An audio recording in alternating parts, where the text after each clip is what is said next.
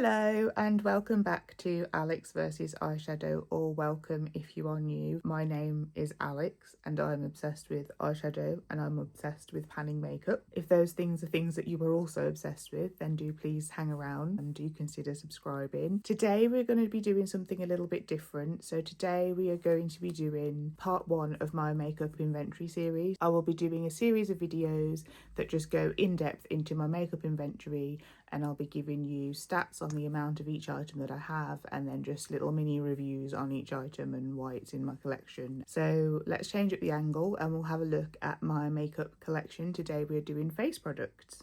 So we'll just do it in the order that I apply my makeup and go from there. So we're starting with primers, and I have 4 primers. This is probably my favourite primer. I haven't ever tried the Milk makeup one, but this one has always been adequate for me. I probably won't be rebuying it though, just because of the whole drama with Matte Rife, but I will use this one up. And I've got plenty of other stuff to get through anyway. Then I've got this Wee Cherie gripping primer from the Beauty Crop. This was a Christmas present. It came in one of those beauty box sets, and it's a cherry gripping primer, which I'm quite intrigued to try. As I just said, I'm in the market for a new gripping primer, so once I've got through some of these, I'll be moving on to that. This is the primer that I'm using the most at the minute.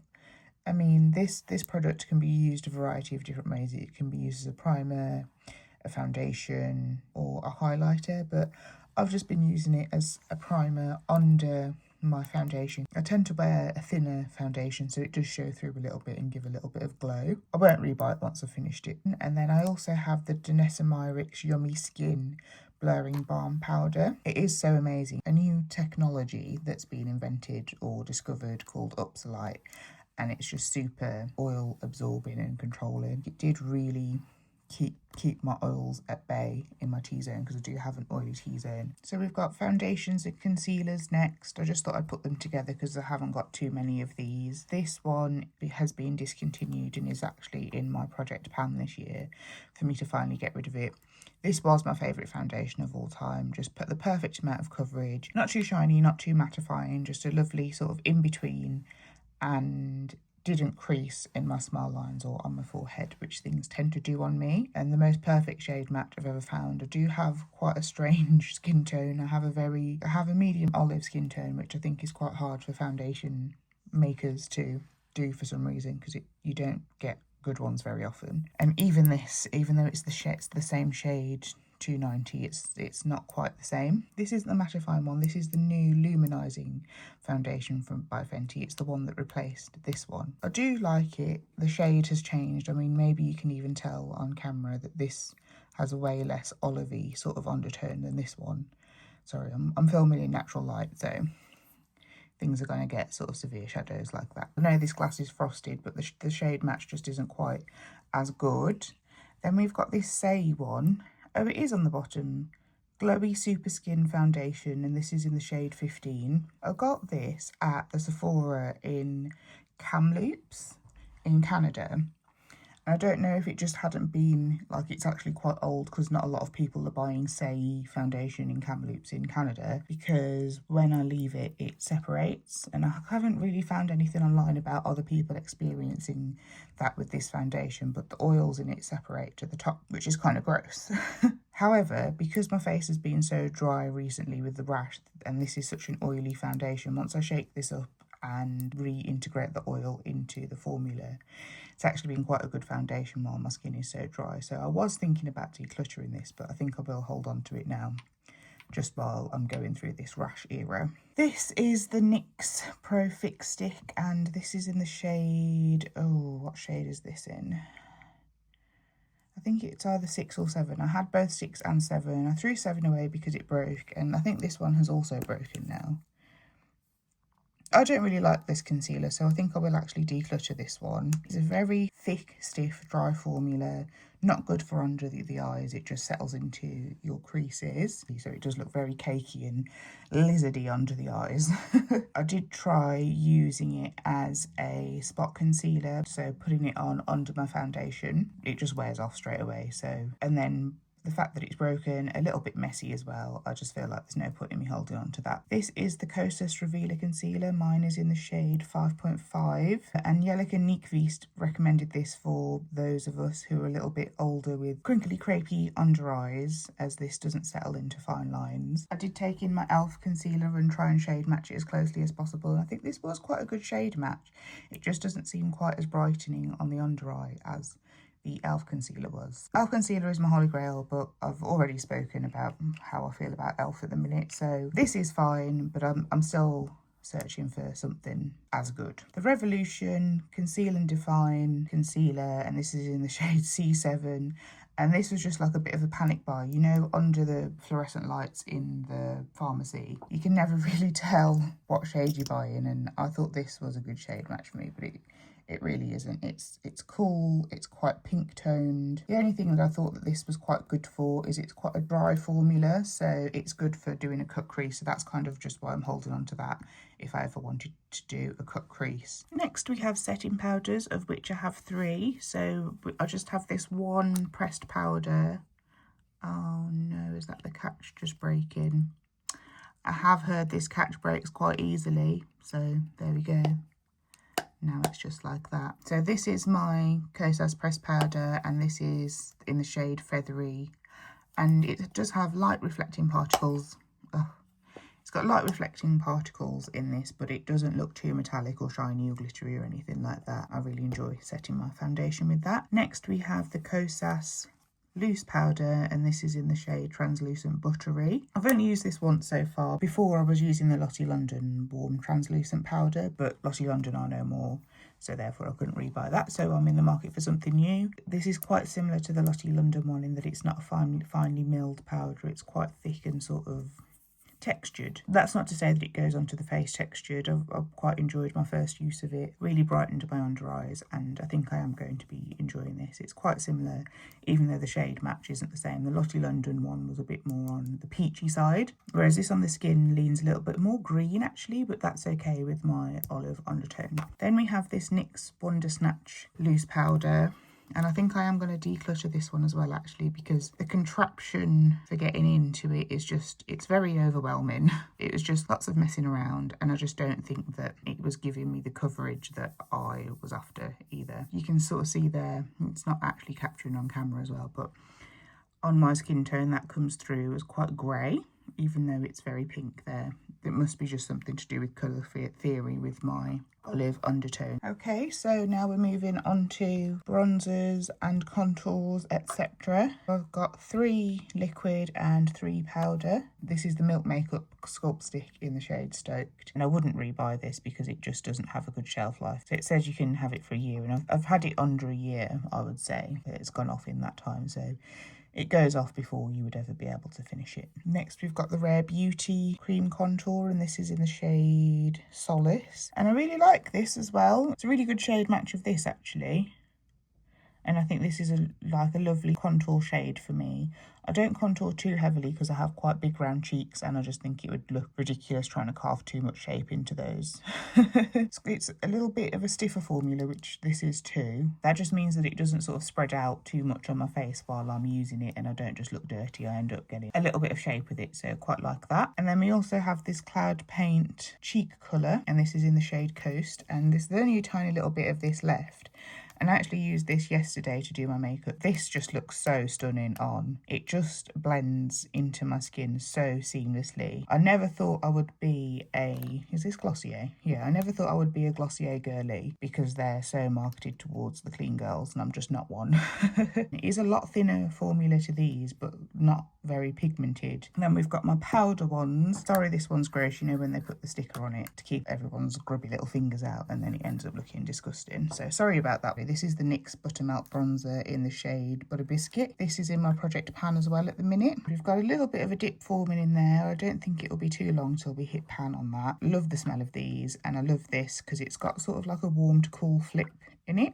I don't know if that's really capturing on camera, and I love how it applies over these and just sets them down a little bit. And next we have the Jolie Beauty Second Skin Powder Bronzer, and this is in the shade Caramel. And I do think this is a little bit deep for me we're just comparing it to that. So I'm having to be quite light-handed with it. I'm not sure about this one at the minute. I've only used it a couple of times. And then next we have this Hourglass. It's the Ambient Lighting Bronzer in Radiant Bronze Light. This was a Christmas present from a friend. Not sure of this at the minute. I know that Hourglass are known for their quite non-inclusive shade range, and this does pull very, very light on me. So yeah, I think you can see how light that pulls on me. It's sort of like a barely there kind of vibe. It is my only shimmery light reflective bronzer though, so I have been trying to use it as a topper on top of these just to do a little bit of setting and get a little bit of shimmer on the go, but it just really is barely there. So we are inching into more inflated categories now. This is my liquid blushes. I thought I'd just do liquid and powder separately just so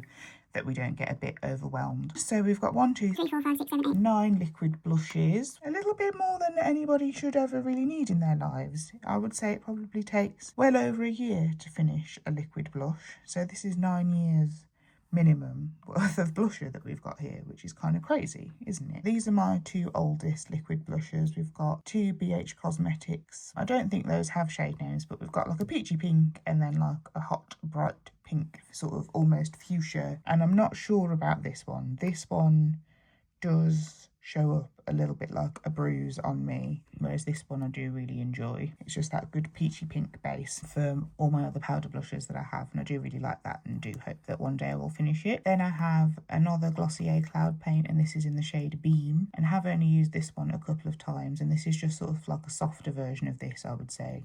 It's just a little bit more low-key. Then I've got this e.l.f. Camo Liquid Blush, and this is in the shade Gorge Orange, and I love this. I love an orange blush on me. I think it just looks so cute. Then we have this Blooming Blush by Glisten Cosmetics, and this is in the shade Slay Clay. Let's swatch this one. It's quite a unique colour actually. Pale peachy orange. Really like that, but it is quite subtle. This is like this one where it's good for a base to then put another blush on top of. Then next we have this Rare Beauty mini blush, and this is in the shade Happy, and we all know Happy, it's that lovely sort of cool toned pink. This leaks like crazy. I keep it standing up on my makeup desk and it still manages to leak. It defies gravity and leaks anyway. Really lovely blush, really unique in my collection, so I was trying to get through this just to stop it leaking everywhere and then maybe get the full-sized version, because I think the packaging's a little bit better on those. Now we have the Rare Beauty Matte Bouncy Blush, and this is in the shade Worth, which is this lovely sort of orangey terracotta-y sort of colour. I'm going to swatch this one as well.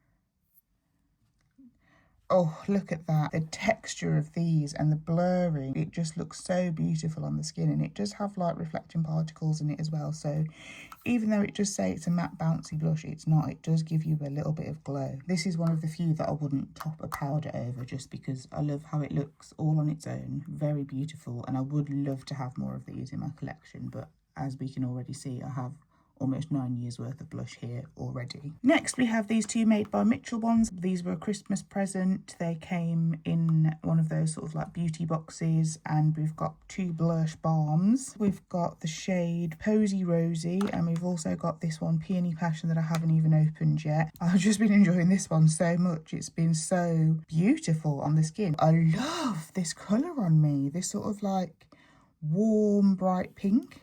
It looks so good on me, and I think it looks really, really good on camera as well. I do find that it's sometimes quite hard to get blush to show on camera when I'm filming my videos, and this one really does the job. These look better in real life. This looks amazing on camera, so I'm thinking this will be amazing on camera as well. And I'm wondering if that's what Made by Mitchell's modus operandi is, to have a makeup that looks amazing on camera, because it is 2 different types of makeup: the makeup that you would wear for real life and the makeup that you would wear to be on camera. Next we're on to powder blushes, and I just thought I would include these 2 face palettes in with my powder blushes as well. We've got this BH Cosmetics Sun Sculpt palette. This does have highlighter, blusher and 2 contour or bronzer shades in it. This highlighter, it swatches beautifully. Like, you just get that perfect lit from within glow when you swatch it.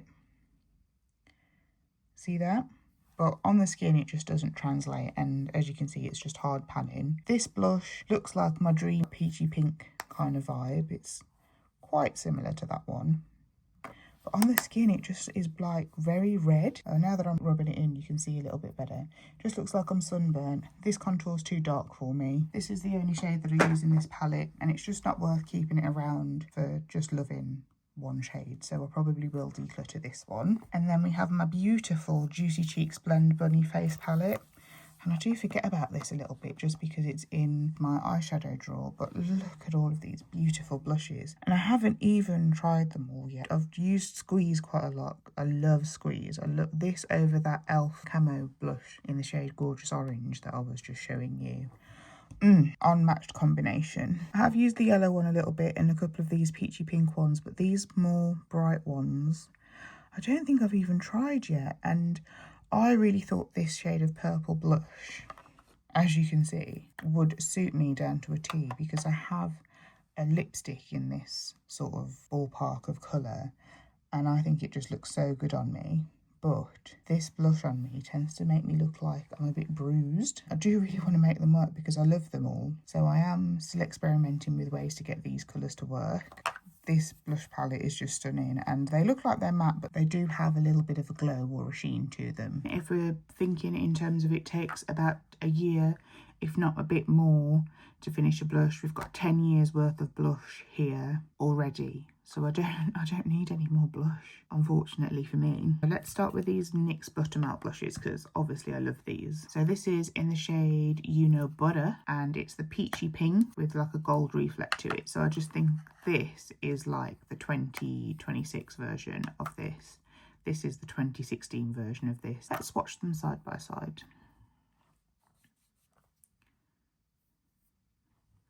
They're very similar, but this one just has a little bit more of that glitzy impact. This one is currently in my project pan for 2026, and we're going to try and get this girly finished because I do think she's coming up to 10 years old, and that is a little bit of a long time to be holding on to something. This is the shade All the Butter, and I was so excited to get this one because I thought it was going to look stunning on me, but it is giving a little bit bruised. I do kind of have to put this over a more pinky toned liquid blush. Final NYX Buttermelt blush. You can tell that I just love this formula. It's just so creamy. All of these are the shimmery formula. I feel like shimmery is a little bit of an overstatement because it's not like blinding shimmery. It's just got a little bit of like a reflect to it. This is actually quite a desaturated sort of orangey shade, as you can see there. So if I put that over the e.l.f. orange, it kind of diminishes it a little bit, but if I'm looking for a little bit more of a softer orange look, this over the top of the Glisten Cosmetics Slay Clay one that I just showed you is so lovely. Then we've got this Hourglass mini blush, and this is in the shade Diffused Heat. I got this online, so I didn't get to swatch it first. I just picked the one that kind of looked the darkest because, as we've already said, I know that Hourglass aren't known for their inclusivity in their shade ranges, and I do think that anyone deeper than me would struggle with this. It is very soft, but I do love the effect of it. It's just sort of ethereal, isn't it? Let's do this House Labs one. This is the House Labs blush in the shade Pomelo Peach, and this one doesn't really get touched that much in my collection anymore because it's just a matte blush, and I'm really just leaning towards glowy blushes at the minute. But again, this is my dream sort of peachy pink kind of shade. If we just compare it to the Sephora one here, it's very similar. It just doesn't have that extra pizzazz of having that bit of glowiness to it. It doesn't go well over other powders though. It does tend to go on a little bit patchy. This is Rare Beauty powdered blush in the shade Joy, and this is this beautiful sort of orangey glowy blush. Look at her go. So beautiful. I would love to pick up more of these, but there's just nowhere for them to go. My collection is so full. Then I got this on a bit of a whim. This is the Jolie Beauty Second Skin powder blush in the shade Feeling Peachy. I don't think I've used this yet. I think I've swatched it, but I haven't actually used it yet. But again, it's just like a huge pan of my favourite shade of blush, which is that peachy pink kind of shade. I think this retailed originally at £22, but I got it in the sale for £5. And maybe the blush itself is stunning and performs very well, but this packaging is just the cheapest of the cheap. It's just that cheap, horrible, nasty plastic. So I think I would have been a little bit disappointed if I'd spent £22 on this. It's giving Primark, and you can get a blush for £1 in Primark. And finally, we've got our two Singe Beauty Evocative Silk blushes. So Timid Tomato, you would think would be this terrifying bright red, but it's actually more of warm terracotta-y shade. And then Risky Raisin is more of this sort of like lovely deep brown shade. And these two are quite unique in my collection. I was so tempted to get the peachy pink one and the orange one, and I thought, no, you've already got that a million times. Try something else in this formula. And I love this formula. It's just the perfect amount of glow. See that? I just love a glowy blush. I love a glowy blush. I just want to glow. I want to be a glowy princess at all times. And this is another formula that I would absolutely love to pick more up in. But have you seen how much blush you get? 7.5 grams of blush in there. I'm going to be working on this for the rest of my life. Highlighters next. We've got 4 highlighters. I don't have any liquid highlighters just because they're just not really my thing. They just never seem to give the impact that I'm looking for. Let's start with the NYX one. So I've got a NYX Buttermelt highlighter here. This is the shade Butter Bling, golden with a pink reflect in it there. So it is a bit more of a blush topper, I would say, because it does have a bit of a pink base to it. Then we have my Fenty Beauty Kilowatt highlighter in the shade Trophy Wife, and it's just this crazy perfect gold highlighter. And this has been on and off the chopping block many times, but I just can't find a way to part with it. Look at that. It's just a little bit too much on the twinkly side, but I do also just really love that colour. It just gives me like tropical holiday vibes every time I see it. Then we have my Rare Beauty highlighter in the shade Exhilarate. This is probably my favourite highlighter of all time. It's just this perfect, twinkly but smooth, but glowy, perfect. And then you can layer that up to just look crazy, or you can leave it like that. And then we've got my Beauty Bay highlighter in the shade Beam. And I do think this is a bit of a dupe for the Rare Beauty one, actually. It's got a similar sort of effect to it, see? It's just not quite as finely milled as the Rare Beauty one. Shade wise, it's pretty much bang on. If you're looking for a Rare Beauty dupe, Beauty Bay highlighter in the shade Beam. So I've got 4 setting sprays. This one is on the go at the minute. This is in my 2026 Project Pan. And then this one I don't think is strictly a setting spray. It's probably more skincare than setting spray, but I've just thought I would include it in here anyway. Typically when I use a setting spray, I'm not looking for makeup longevity. I'm just looking for something to melt all my makeup down. I do think that modern makeup has a good sort of longevity built into it anyway. This is the Primark Prep and Perfect setting spray. I love the way that it looks on the skin when it's dried down.